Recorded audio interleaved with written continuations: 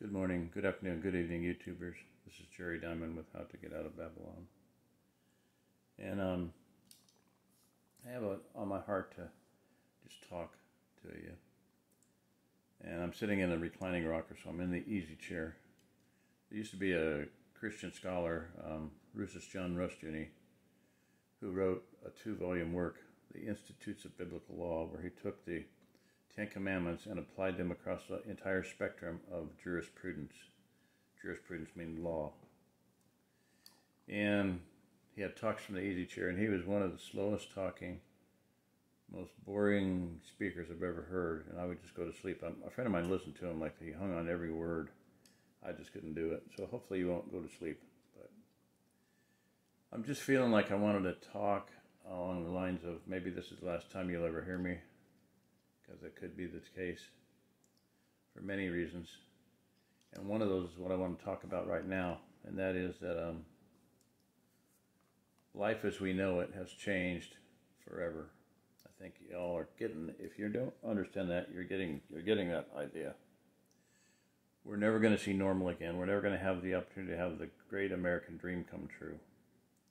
There's going to be instances here and there, some successes and whatnot, but to go from rags to riches and, what we considered the normal American life is gone forever. You're never going to see normal again. Okay. So that being said, there's things that I think are going to happen. And one of them is that, I want to go into here in a second. Pause this. Okay, I knew I needed to get some water and get some shoes on, otherwise my voice will go sooner than I would like it. All right, so one thing I wanted to talk about is that's going to happen, and it's already in the process of happening. And that is that I'm going to preface it by telling you about something that happened while we lived in Kansas. And this, to me, it was directly from the Father, very prophetic, I felt. Okay, my wife went to the library, went to town, and came back with 2 things. A Backwoods Home magazine anthology, like the 1998, let's say, anthology. A year compendium of all the magazines, and also a movie to watch. And the movie was, I don't remember the name of it, I don't remember what it was about, but it was I don't know the storyline, but I remember Michelle Pfeiffer was in the movie, and she played a photographer. And this is the 2-pronged thing here, so just bear with me. She played a photographer, and in one of the scenes, she went to a cemetery in a town and took some photographs. And the reason that's so telling is powerful to me, because in the anthology, the Backwoods Home anthology, it told the story about the town that she took photographs of. So this was like one of those, gee, what an amazing coincidence, GWAC, G, capital G, capital W, capital A, capital C, small s, GWACs. Gee, what an amazing coincidence. This is along the lines of, what are the odds of this happening? With man, 0%. With God, 100%. Okay, so she came back with those 2 items. And the story that the anthology talked about was the story of Peshtigo, Wisconsin. Now, most people listening to me would have heard at least the phraseology, the Great Chicago Fire. All right, the Great Chicago Fire. I could have done a little bit of research on this, but I'm just going to throw it out there for now, and I'm not going to try not to get with my detail, bunny trail. Okay, so just going to throw the story out there.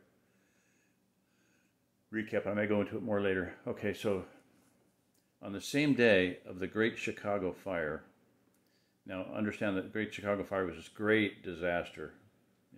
Fire started, a lot of people died, 200 people died. World news, this was a horrific tragedy, great tragedy. Chicago, a lot of buildings in Chicago burned and 200 people died.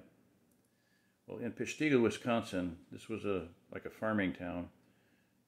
German and whatever immigrants had come in and built their lives with axes and saws and mules and horses and sawmills and milled their own grain and everything. And they built their own homes with their own hands. And they didn't want to leave their home.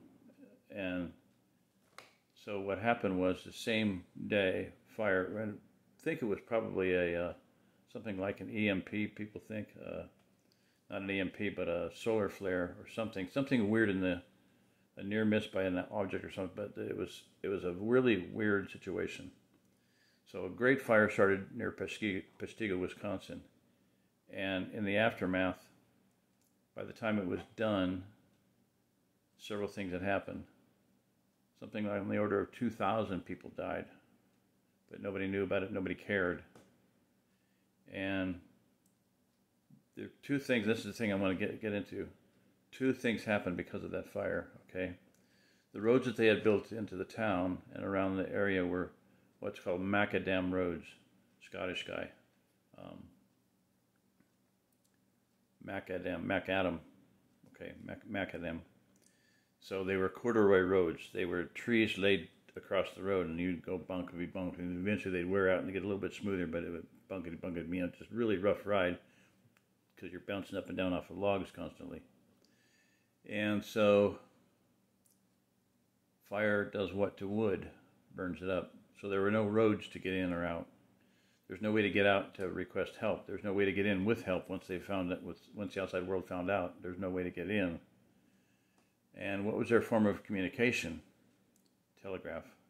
So the telephone poles burned down. So there was no communications to get word out that there was a problem, nor could they send a wagon out to get supplies, to get water, or whatever they needed, medical help to bring it in. So two things went down. The grid went down. Basically, their communication went down, and their transportation capability went down. And so, in the telling of the story, there were so many bizarre, eerie, odd, strange, grotesque situations. I can recount a few of them. In one, this couple, mom and dad, were fighting this fire, and they were defending their home. Their children were in the home. They were fighting the fire, and so intent on fighting the fire, and they finally got to the point where they had beat it. They'd gotten it beat down. They turned around only to see that the fire had gone around behind them, around behind the house, and burned the house down. And their children were in the house. All of their children were in the house, and all the children died. So, another story was a bunch of the fire was approaching this small area, a community or a farm or something, and so all of the women and children, all the younger women and children, the younger children and the women, were put in one area where they could best defend them, and they were put blankets over them. The grandpas, the dads,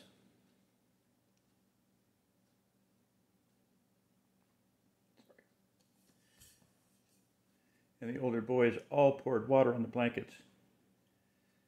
And what happened was they were able to save all of the women and children. They all survived, but none of the men did. This is ridiculous. Get a grip on yourself. Okay, sorry. Stop it. Okay, so get emotional. It's not a time to be emotional. Okay, the point is that, you know, just weird stories like that happen. In one young boy and a girl, their mother had hold of their hand, and she was carrying the baby, and the other child was holding their hand, and they broke grip with the hand. The mom saved the baby, but the other child was lost.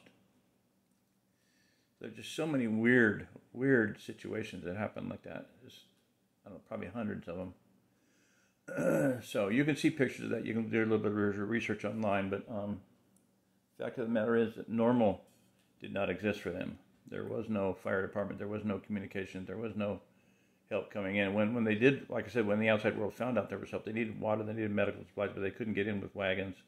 They couldn't get in with water. They couldn't get in with, because the roads were all, you know, just soggy, muddy, you know, mire. They couldn't travel on the roads. So,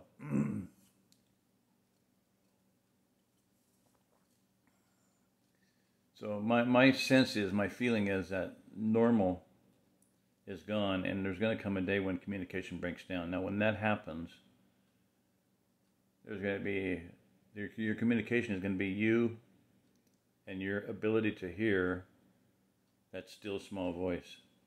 Okay, so if If you don't have a really good, really tight relationship with Father and with the Holy Spirit, I suggest that you develop that. Start praying, start reading the Word, start getting used to hearing that still small voice. I can't tell you, just, when Elijah had fled Jezebel, and he's in the cave and said there was an earthquake, but the Lord wasn't in the earthquake.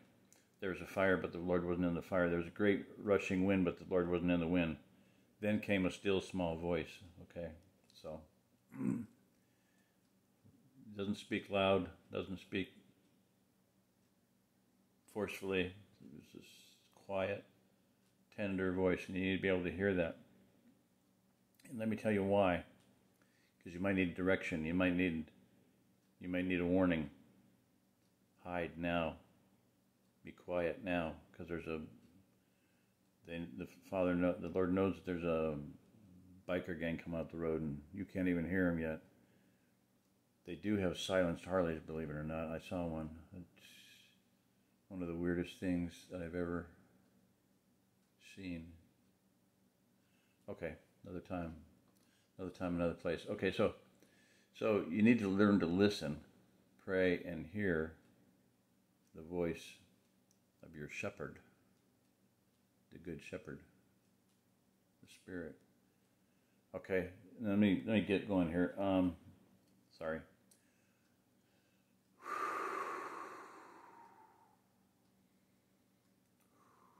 I want to tell you another story. In 1999, Y2K about to happen, we had a business called Pilgrim's Products. Pilgrim's Products. You can still, there's a website on Angel Fire still up. Look up Pilgrim's Products, British Berkfeld and British Pilgrim's Products cylinder stoves, and you'll see the website that we had and that we sold that year. Those were two of the products. We ended up with about 200 different products. It was a blast. It was a great year. Could have done a lot of things differently. Could have come out with more than we did, but whatever.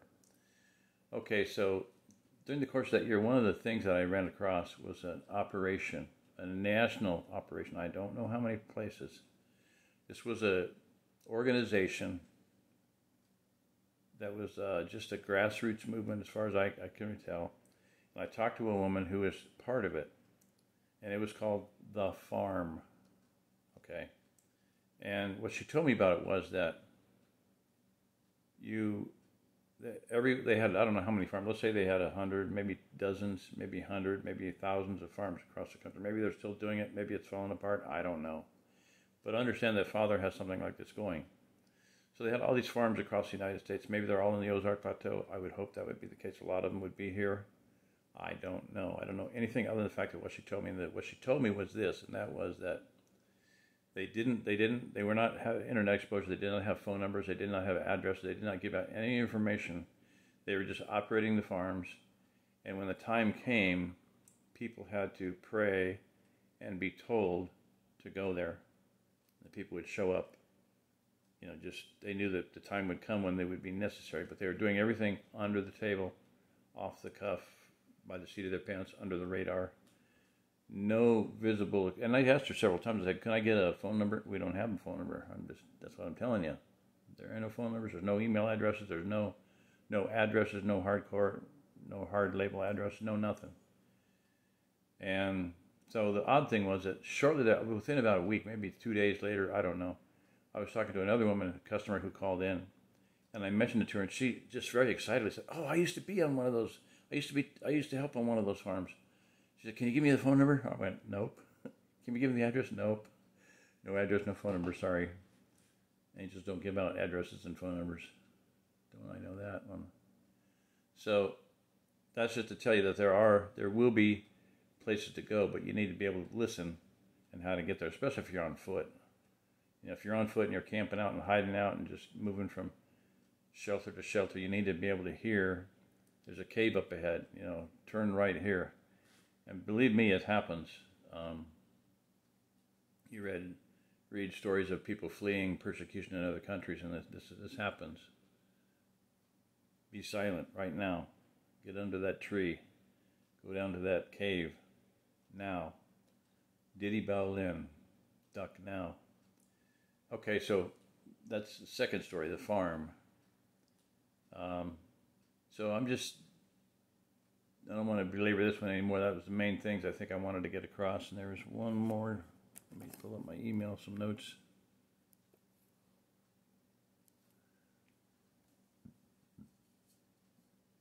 That's probably enough.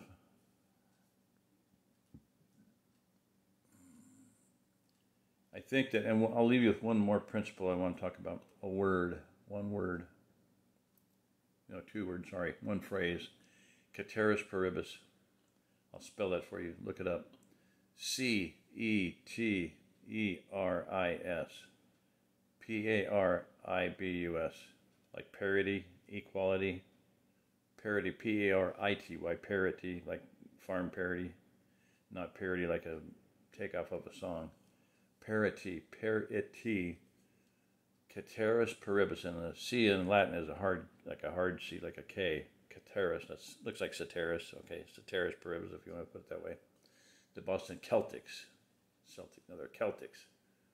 American, I mean, we want to Americanize everything. If you see a C, you got to say C. You don't say K. Anyway, Latin is a K. It's a hard K, like Celtic. Okay, so ceteris paribus means all things being equal. Things being equal. Okay, and this is what's going to be a fatal flaw in many, many people's thinking and in their actions and in what they've done to prepare for what they need to prepare for. And this is especially true of leadership. Leadership in this country has been so fatally flawed that they're going to have a lot of people killed, get a lot of people killed. And it's because people have either promoted themselves to their level of incompetence, and if you don't know what that means, look up the Peter Principle. You don't want to promote yourself or be promoted to the level. You get promoted in business, and you get promoted, suddenly you're promoted to a level that you're not qualified for, just because you're on the fast track, you're on the high rise, you're on the inside track, the hype train. You've been hyped up. Oh, this guy's great. He's great. He's great. He's great. Suddenly you're above your level of competence, and you fall flat on your face. So that's what I'm getting at here. A lot of leaders, I'm not going to name names, but some of them are up in Wyoming and Idaho and Montana, the great Pacific Northwest readout states.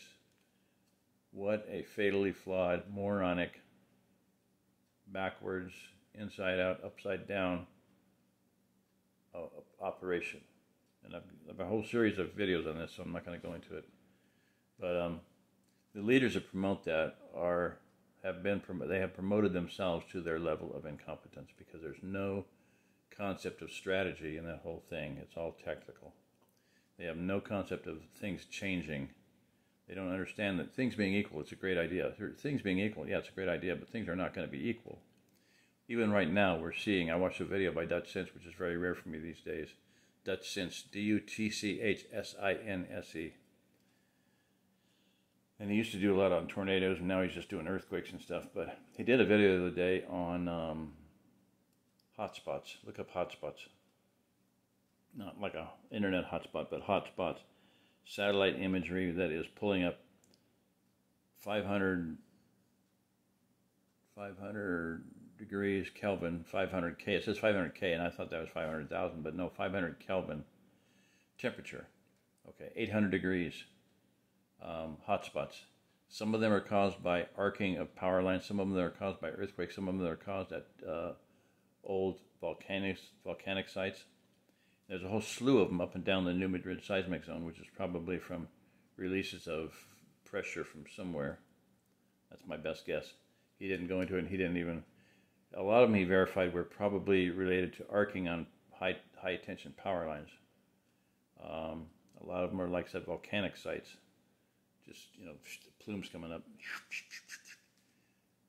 Could be the case in the New Madrid zone, but I kind of doubt it, because that's a long ways down in my perception. I don't know. It could be. There are volcanoes in this area. Potosi, Missouri is an ancient volcanic site, super caldera. There's one in Arkansas, Hot Springs, Mammoth Springs, just south of Thayer, Missouri. That is a super caldera, super volcano, so be aware of that. I wouldn't go camp right on top of it. just one of my contentions about the Pacific Northwest, the redoubt states, is they're let's go camp on top of a whole bunch of extinct volcanoes that are just becoming active. What a preparedness! What a great survival intelligent thing to do. Let's go sit on volcanoes. Yeah, okay. Listen to my videos on that. It's called the Ozark Plateau Refugium versus the Pacific Northwest Redoubt States. REDOUBT. That gives the whole thing there. I'm not going to even, I'll try to stay off that subject. Point being is level of incompetence, okay? Leadership, you need to be able to understand that you're not capable of thinking for you. Everybody says, oh, they got to understand everything. No, you don't. You certainly do not have to understand everything. One thing you need to understand is don't delve too deeply into evil. Stay off the black web. If you've been on the black web, get the heck off. Just don't do that type of stuff. You don't have to understand everything. You don't have to understand the ancient secrets of Solomon and all these ancient books, these secret lost books. You don't have to understand that stuff. You don't have to read that stuff. You're delving too deeply into evil, and you will be infected by it and taken over by it. All right, so I'm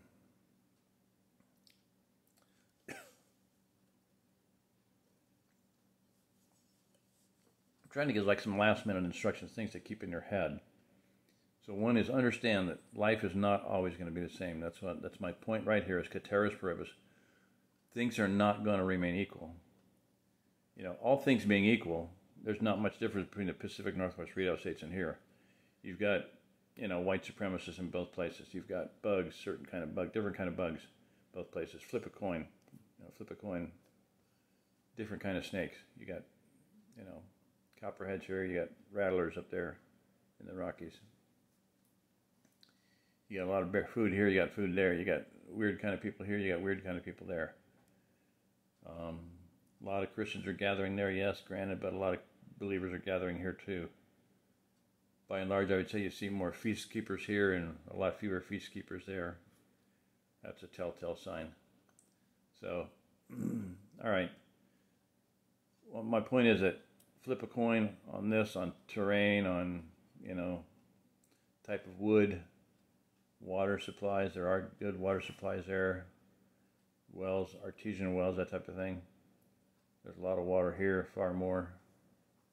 One of the reasons I'm not in the Rockies right now is because I had a Vietnam vet friend who told me over and over again, maybe 100 times, he said, you have to go east, you have to go east, you have to be able to grow your food, you have to have water. You have to grow food. If you get to grow food, you have to have water. You will not have water capability, regular water capability in the Rockies. They will shut it down, and they've done that. Where I used to be able to go hunting, you can't even get to the river now. Browns Canyon, look it up. Browns Canyon on the Arkansas River, you can't even get there now. It's shut off. It's one of the Agenda 21 protected waterways. They got to protect it from human beings to pollute it. You used to be able to go, you go whitewater rafting, and you could get on your raft, and if you went past a certain point, then hopefully there were kayakers around to pull your body out because it was such an awesome whitewater rapids. So, all right, so, ceteris paribus, things are not going to be equal. And I've said this for years, and you're seeing it now, and you're going to continue to see everything that I've said come true. You're going to see a breakdown in law and order. You're going to have without rule, WROL, without rule of law, no rule of law. When that happens, and this is something I just read an article about the other day, MS-13 gang, one of the most violent, biggest gang in America. And there's about 800 to 1,000 gangs in America, understand that. MS-13 is only one, but it is the biggest, the baddest, and the most violent, and the most evil. So, all of those gangs work on basically military type of recruitment. MS-13 is going into little towns all the way across America and setting up shop and recruiting. And in other words, they recruit, you join or you die, basically. So, okay, I almost reached it. I'm going to shut this down because I'm going to reach my capacity. Okay, so remember, things are not going to be the same. You're going to lose communication. You're going to lose transportation. You won't be able to travel. So because of checkpoints, whatever, car breakdown, EMT, boom, suddenly you're on foot. Be prepared to be on foot. Get a good pair of boots. Start at the bottom. Start with your feet. Get good shoes, good hiking boots, something you can travel in, waterproof, hopefully Gore-Tex. Good clothing, sleeping bag. Be able to wear your clothing, wear your shelter, wear your house. Wool, Gore-Tex, good clothing. I'll go into that later, but I'm going to sign off here. This is Jerry Diamond. If you're listening to this, you are the remnant. Get out here and help. Bring your stuff and help. Don't be part of the solution. Don't be part of the problem. I got people coming here that are going to be part of the problem already. It's not even started yet.